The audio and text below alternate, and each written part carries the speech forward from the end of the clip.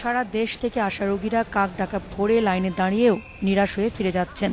কারণ গত 4 মাস ধরে এখানকার 6টির মধ্যে 4টি আল্ট্রাসাউন্ড মেশিনই বিকল। রোগী আর তার স্বজনদের অভিযোগ, বেশিরভাগ পরীক্ষা নিরীক্ষার জন্যই তাদের যেতে হচ্ছে আশেপাশের হাসপাতাল কিংবা ক্লিনিকে। মেশিন নষ্ট, রক্ত পরীক্ষাটা নষ্ট, আলট্রাসাউন্ডটা নষ্ট।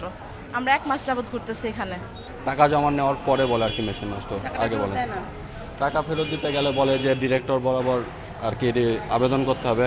ওখানে যেগুলো দিছে 2টা করাইছে আর সবগুলো প্রাইভেটে করাইছে, লাইফ কেয়ারে করছিলাম। আর এখানে যাওয়া হয় সবকিছু লাইফ কেয়ারে দেয়। বকবইতে পাঠাইছিল, বকবইতে এই রিপোর্ট এনকার এই দিলে নেয় না ওরা, ওদের রুগী তো করে হারাবার না। পানির সমস্যা হলো বিরাট সমস্যা, খাওয়ার পানি ওই ট্যাপ দিয়ে ওখান থেকে আনতে হয়। 250 শয্যার এই বিশেষায়িত হাসপাতালে রোগীদের চিকিৎসা চলছে তেলাপোকা আর ছারপোকার স্তূপের উপর। কোরিয়ান যে একটা টিউবে ওষুধ পাওয়া যায় অনেক দামি, সেটা আমি নিজে দাঁড়িয়ে থেকেও দিয়েছি।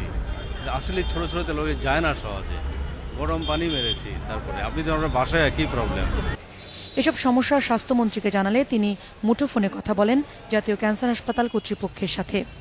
তাহলে এটা কথা হলো নাকি? আপনার তো খবর রাখেন না মনে হলো, আমাকে তো কোনো সময় জানানো নেই আপনি। হ্যাঁ, তো আপনি দেখেন আল্ট্রাসাউন্ড মেশিন ঠিক করেন, 4টে খারাপ থাকলেও তো ঠিক না, 2টে ভালো আছে, চাপ তো পারে না। গত 1 বছরে এই ক্যান্সার হাসপাতালে সেবা নিতে এসেছে 2 লাখের বেশি মানুষ, আর প্রতি মাসে এখানে আসে অন্তত 1000 নতুন রোগী। জান্নাতুল ফেরদৌসী, ইন্ডিপেন্ডেন্ট নিউজ, ঢাকা।